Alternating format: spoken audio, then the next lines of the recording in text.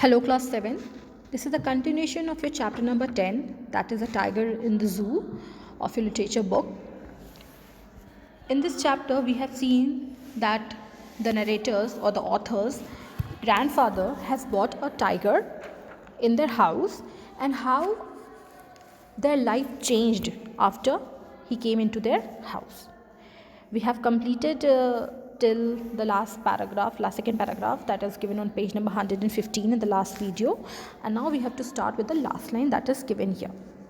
Timothy had clean habits and would scrub his face with his paws exactly like a cat. He slept at night in the cook's quarter and was always delighted at being left out by him in the morning. So what is said here, of course, the name of this tiger is Timothy, and the author is saying that he had clean habits and would scrub his face exactly like a cat. Cat and tigers, they belong to the same family, so he used to behave like a cat. Then he used to sleep at night in the cook's quarter. What's a quarter? It's a place in the house where helpers or the workers, they sleep. So he used to sleep at night in the cook's quarter, and he was always happy at being left out by him in the morning. Okay, now see here. One of these days, declared grandmother in her prophetic manner, we are going to find Timothy sitting on Mahmoud's bed and no sign of the cook except his clothes and shoes. So what they saw, that one of the day the mother, she has seen that Timothy, he was sitting on this cook's, the name of the cook is Mahmoud, his bed, and the cook was not there except his clothes and shoes. So he was there with his clothes and shoes. Okay, now see, of course it never came to that, but when Timothy was about 6 months old, a change came over him. He grew steadily less friendly. When out for a walk with me, he would try to steal away to stalk a cat or someone's pet, peckneys. Sometimes at night we would hear frenzied cackling from the poultry house, and in the morning there would be feathers all over the veranda. So what happened, that now the real change has come in this tiger. Now he has become more tiger, lesser their pet. Okay, so what happened when he turned 6 months old, there was a change. He became less friendly, he became more furious, he became more angry all the time, and whenever they used to take them out for a walk, he used to follow someone's cat or someone's pet. Why he used to do that? Because he want to eat them. Okay, and sometimes what they hear at night, they hear his loud noises. He would hear the loud noises that was made by hens, and when they used to go to that their poultry farm in the morning, they would see feathers everywhere, and it is sure that the tiger is now feeding upon the hen. Okay, now he's eating the hen. Now see, Timothy had to be changed up more often, and finally when he began to stalk Mahmoud about the house in what looked like villainous intent, grandfather decided that this was the time to transfer him to a zoo. So what happened after that, Timothy was changed up all the time. Okay, and the danger was at the time when he started stalking Mahmoud the cook. He started following him with some wrong intention, some wicked intention. His intention was now to feed on this cook. He wanted to eat Mahmoud. So the grandfather decided that now the time has come, we need to transfer him to a zoo. Now see, the nearest zoo was at Lucknow, 200 miles away. Reserving a first-class compartment for himself and Timothy, no one would share the compartment with them. Grandfather took him to Lucknow, where the zoo authorities were only too glad to receive as a gift well-fed and fairly civilized tiger. So the nearest zoo to their house was at Lucknow, and it was 200 miles away. So they have reserved a first class apartment, they have reserved a first class compartment for himself and Timothy, so that no one should come to know that he is carrying a tiger with himself, and it is also safe when they are alone in a compartment. So grandfather took him to Lucknow, where the zoo authorities were very happy to accept him because he was well fed, he was well civilized, well mannered tiger. So the zoo authority were very happy.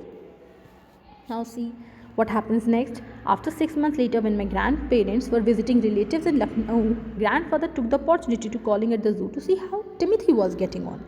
I was not there to accompany him, but I heard about it when they when they returned to Dehra. Arriving at the zoo, grandfather made straight to the particular cage in which Timothy had been interned. The tiger was there, crouched in a corner, full grown and with a magnificent striped coat. So what happened after 6 months when they have left Timothy in the zoo? Grandparents, they have went to meet some relatives in Lucknow. So after that, they thought, why not to go and visit Timothy as well? So they called the authorities at the zoo and said that we are on a way to meet Timothy. So when this narrator, he couldn't go with them, but he heard when they returned back to Tehra. And when they arrived there, they saw a cage. There was a tiger, full grown tiger with a magnificent striped coat. So he was now a full grown tiger, and they were happy to see Timothy. Hello, Timothy, said grandfather, and climbing the railing with ease, he put his arm through the bars of the cage. So what happened? He said, hello, Timothy, and he climbed on the railing with very ease because he knew this tiger. He knew him. He was his pet, so he was not afraid of a tiger, and put his arms like he used to do when he was with him at his house. The tiger approached to the bars and allowed grandfather to put both hands around his head. Grandfather stroked the tiger's forehead and tickled his ear, and whenever he growled, smacking him across the mouth, which was his old way of keeping him quiet. So he was familiar to him. He was his pet.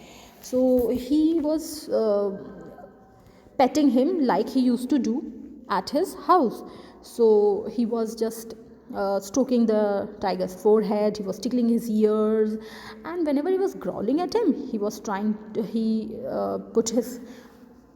smacked his mouth like he used to do it when he was at his house with him. This was the old way of keeping him quiet. So according to him, it was Timothy for him. So the treatment he used to give to Timothy at house, he was doing same thing with him here. He licked grandfather's hand and only sprang away when a leopard in the next cage snarled at him. Grandfather shooed the leopard away, and the tiger turned to lick his hand. But every now and then the leopard would rush at the bars and the tiger would slink back to his corner. So what happened? He was licking his grandfather's hand, and he used to just go away whenever a leopard he was in the next cage, he was making rough sound to him. So when he was doing that, the leopard, he used to leave grandfather's hand and get back. Grandfather shoot away, we do not shoo go away like this thing. So grandfather, he shoot away the leopard, and the tiger again returned back and started licking grandfather's hand. But every now and then the leopard, he was coming and he was snarling at him, and this tiger, he was going back to his corner. Now see, a number of people had gathered to watch the reunion when a keeper pushed his way through the crowd and asked grandfather what he was doing. "I'm talking to Timothy," said grandfather. "Weren't you here when I gave him to the zoo 6 months old?" So the people, they started watching this view, because for them, seeing a human and a tiger behaving like this as he was petting him, that was something new, that was something amazing to see. So the crowd gathered there and started watching this reunion. Then there was a keeper. He asked, "What are you doing?" Then the grandfather, he said, "This is my Timothy." And he said, "Weren't you here when I have given him to the zoo 6 months old, 6 months ago?" Then see, "I haven't been here very long," said the surprise keeper. "Please continue conversation, but I have never been able to touch him myself. He's always in a very bad tempered." "Why don't you put him somewhere else?" suggested grandfather. "That leopard keeps frightening him. I'll go and see the superintendent about him." So what he said, that the keeper, he said that he was surprised to see this view, and he said, "Okay, you can continue your conversation." And he said, "But this tiger, he never allows anyone to touch him, and he's always angry, he's always in bad temper. Then the grandfather, he suggested, why don't you put him somewhere else, because this leopard is actually bothering this leopard is bothering my tiger. He's frightening him. So I think I should go and ask the superintendent to change his cage. After that, grandfather went in search for the superintendent of the zoo, but found that he had gone home early. And so after wandering about the zoo for a little while, he returned to Timothy's cage to say goodbye. It was beginning to get dark. So grandfather, he went to search the superintendent, but he went home early, so he couldn't find him. And as I was saying that he couldn't find him, so as he went home early, so he wandered in the zoo, and after that he came back to Timothy to say goodbye. It was getting dark. Then see, he had been stroking and slapping Timothy for about 5 minutes when he found another keeper observing him with some alarm. Grandfather recognized him as the keeper who had been there when Timothy had first come to the zoo. So he was just petting him again, and after 5 minutes he found out the keeper who was there when he came to give Timothy to the zoo. Now he say, you remember me, said grandfather. Now why don't you transfer Timothy to another cage, away from this stupid leopard? But sir, stammered the keeper, this is not your tiger. I know, said grandfather testily. I realize it's no longer mine, but you might at least take a suggestion or two from me. I remember your tiger very well, said the keeper. He died 2 months ago. Died? Exclaimed grandfather. Yes, sir, of pneumonia. The tiger was trapped in the hills only last month, and he is very dangerous. So what he said to the keeper that you remember me, and why don't you transfer my tiger to another cage, as this stupid leopard is bothering him. So the keeper, he started stammering, and he said, it's not your tiger. So the grandfather thought, as now have given it to the zoo, so now they claim the tiger to theirs. So he said that I know now it doesn't belong to me, but I think you should take at least some suggestion from me. So he said that your tiger died 2 months ago. He said, died? What? Then he said, yes, of pneumonia. And this tiger whom you were petting, they have trapped from the hills last month only. And he's very dangerous. Now you can understand everything has changed. This is not there, Timothy. He died of pneumonia. Now see what happened. Grandfather could not think of anything to say. The tiger was still licking his arms with increasing relish. Grandfather took what seemed to him an age to withdraw his hand from the cage. With his face near the tiger, he mumbled, good night, Timothy, and giving the keeper a scornful look, walked briskly out of the zoo. So what happened? The grandfather, he couldn't think of anything. He was in shock as his tiger died. No one told him. He was not aware of it. And the tiger, he was still licking his hand, because the animals, they also understand love. So he was showing his love by petting him. So he could understand that, and he was liking that love that he was receiving from the author's grandfather. And after that, he withdrew his hand from the cage, as he knew that now this is not his Timothy. Then he said good night, Timothy, to him, as considering him as his Timothy. And then he gave the keeper a look, and then he energetically walked out of the zoo. So you can understand, animals also understand love. This was not his Timothy, but still he was not doing any harm to the grandfather. Alright, so at the end you can understand everything changed. And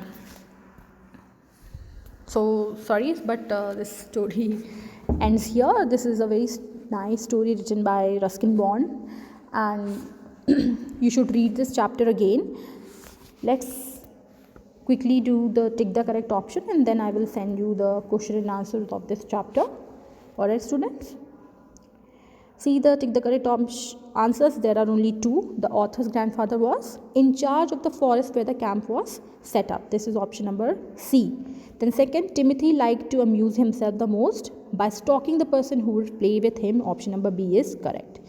So this finishes this chapter. In the next video, we will complete the poem that we have, and after that your literature course will be finished. Then we will quickly start with your grammar portion. Please read this chapter again. It's a very lovely story written by Ruskin Bond. Alright, students, we'll meet in the next video. Till then, bye and take care.